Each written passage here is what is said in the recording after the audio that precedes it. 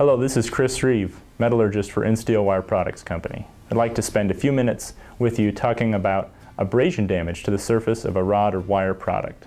Surface abrasion damage can lead to wire breaks throughout a wire drawing, rolling, or forming operation.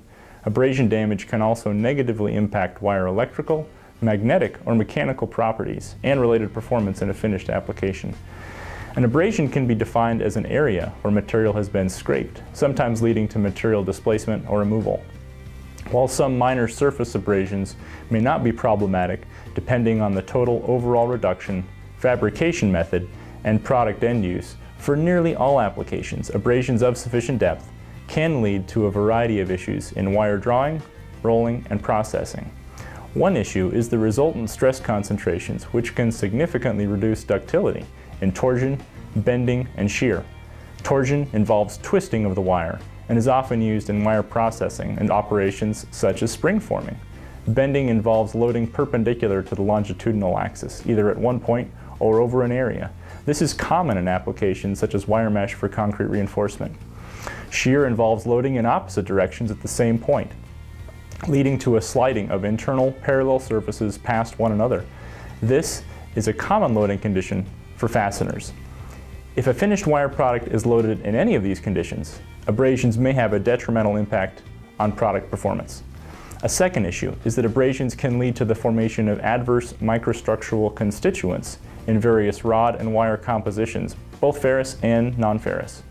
Metallic products are composed of atoms arranged in a certain pattern and clusters or grains of atoms oriented in a certain direction. Under sufficient heat, most metallic alloys, metals composed of more than one element, may change how the atoms are arranged. This is considered a phase change or a phase transformation. Heat associated with abrasions may be sufficient to initiate a phase transformation. However, unlike carefully controlled conditions during primary metal processing, such as casting, rolling, or annealing, the transient conditions, such as rapid heating and cooling associated with these phase transformations and their non-uniform application to certain areas of the wire or rod surface, may lead to adverse phases not amenable to wire drawing, rolling, or other fabrication or processing steps. A third issue, or a constellation of issues, is that as abrasions deform the shape of the wire, they impede drawing or rolling. The theory behind successful wire drawing or rolling is dependent on a uniform wire cross-section. Abrasions deform the cross-sectional shape, creating areas of non-uniformity, leading to mismatches between the shape of the wire and the shape of the die or the roller. This has significant implications for wire lubrication, particularly in drawing dies. Allow me to explain. For ideal lubrication conditions, sometimes called hydrodynamic lubrication, the entire surface of the wire is coated uniformly with lubrication as the wire goes through the die, so that the hard surface of the die, be it carbide, diamond, or some other hard material, never comes into direct physical contact with the softer surface of the wire. Instead, the wire glides along a layer of lubrication as it moves through the die, similar to how a well-oiled piston slides up and down the cylinder in an internal combustion engine. Without proper lubrication, even after a short period of time, the heat generated between the die and the wire can lead to severe damage to the wire, the die, or both, frequently resulting in what some call a blown die. These heat conditions can also lead to adverse phase transformations in the wire during drawing, as mentioned previously. Excessive heat during drawing from an abraded rod or wire means that the lubrication conditions are not ideal and may, depending on severity and processing parameters, lead to poor die life, wire defects, blown dies, or wire breaks. The images you see represent rod abrasions of various types that led to wire breaks at the start of a wire drawing in a high carbon steel application. Some damage appears in a longitudinal orientation parallel to the rolling or drawing direction, whereas other damage appears transverse or perpendicular to the rolling or drawing direction. As you can see, either type could lead to wire breaks early on in wire drawing. Some abrasions may not be severe enough to result in wire breakage at the start of wire drawing, but in multi-hole drawing operations, abrasions lead to poor lubrication conditions at subsequent drawing dies as well. For instance, the images you see show typical surface damage due to poor lubrication. Some of this is shown in fairly fine transverse cracks.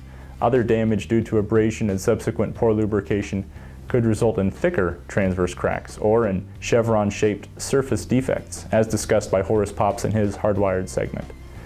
For some of these surface defects difficult to see with the unaided eye, magnification can clarify the type and shape of surface defects. The image you see is magnified approximately 20 times and is of a wire surface with poor lubrication due to rod abrasions. Note the variety of shapes on the wire surfaces, from chevrons to jagged vertical lines to lines slanted at approximately 45 degrees, to the circular shape at the center right of the image. Note that in this and in the following images, even though there was only one drawing operation, chevrons appear oriented in multiple directions. At least some of these could be viewed as stress cracks, which we could consider as follows. As objects heat up, they tend to expand. This is certainly true for metal products, including wire. However, in the case of the wire surface being heated as it goes through the die due to poor lubrication, the wire is not heated uniformly. In fact, relatively small portions of the wire or rod are exposed to this heat as the center of the wire remains cooler than the surface. The bulk of the wire, being at a much lower temperature, constrains the hot portion of the wire from expanding. Being comparatively cooler, it also serves to rapidly cool the heated portion of the wire surface. As this small area cools rapidly, it tends to contract. The constraint against expansion is no longer present, meaning that the wire, at the area where it is rapidly cooling, is able to contract. This rapid and non-uniform contraction can lead to cracks in the wire due to these thermal or residual stresses. These are sometimes called stress cracks, cross cracks, transverse cracks, or sergeant stripes. How does one guard against abrasion damage when handling carriers, spools, or coils of wire or rod? There are many possible ways to guard against abrasion damage, but one key to remember is that the material to which the wire or rod comes in contact with should be softer than the wire itself. Avoid sharp edges and points.